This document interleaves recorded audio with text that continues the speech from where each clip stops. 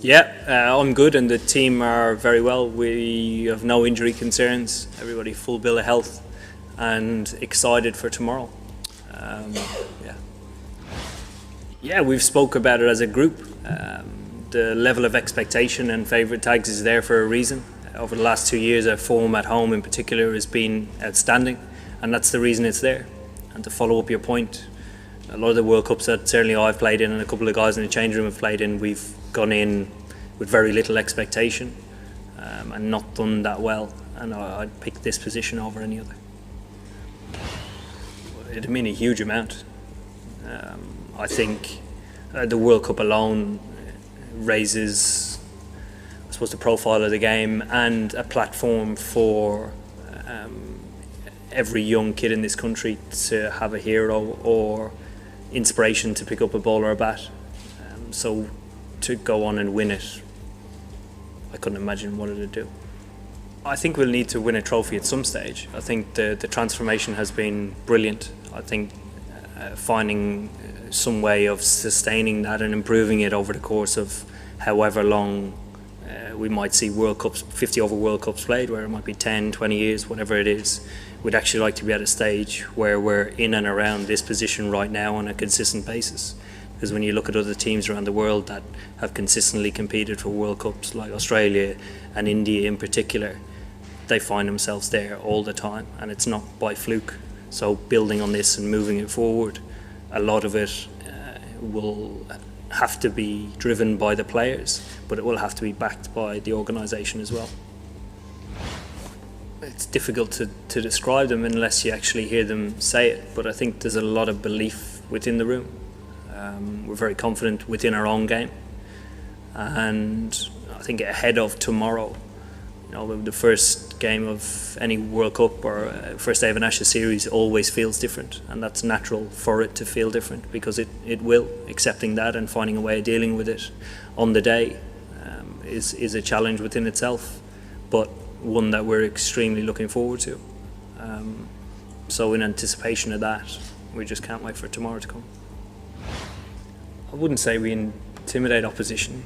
I think one of the most satisfying things about the way that we play is that in the changing room we enjoy it a huge amount, and that makes it awesome because we're always having fun. There's always a smile on our face, regardless if we're winning or losing, because we're always trying to improve and challenge each other.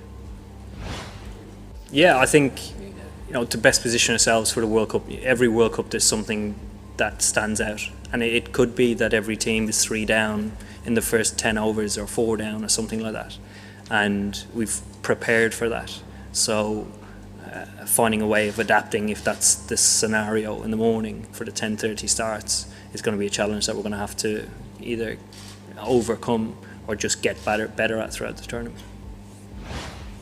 I think they're a well-rounded team.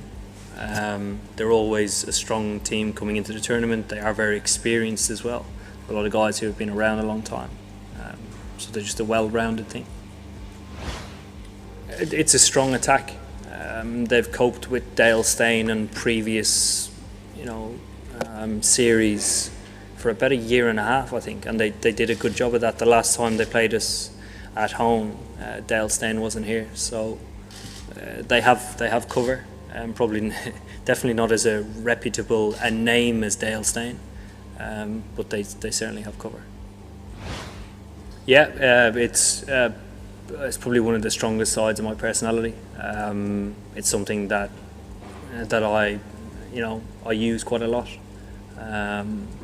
and sort of to sum up what I'd never dreamt as a kid that I would captain England at a home World Cup. I dreamt about scoring a Test match 100. I dreamt about hitting the winning runs in a World Cup final potentially, but I never dreamt, not even my wildest dreams, that I would captain a home World Cup. Yeah, I think every captain's leadership throughout a major tournament is extremely important.